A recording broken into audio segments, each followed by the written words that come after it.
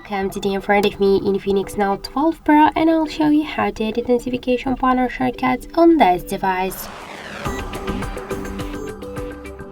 First, we should open the notification panel, and if you want to add here some options or remove some of them, or just to change the positions of the icons, you should click here to this edit icon, and after that you'll see here this icons which you want to remove with the minuses, and this down section with the options which you can add. Just to add some of these options, you should click on each of these green pluses on the right upper corner.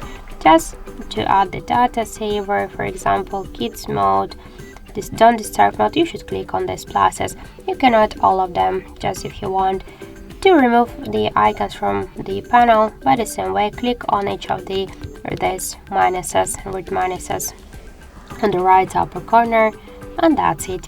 And if you want to just change the positions of the icons here on the panel, you should just hold it and drag it.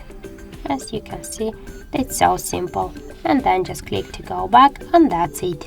So thank you for watching, and if you find this video helpful, don't forget to leave a like, comment and to subscribe our channel.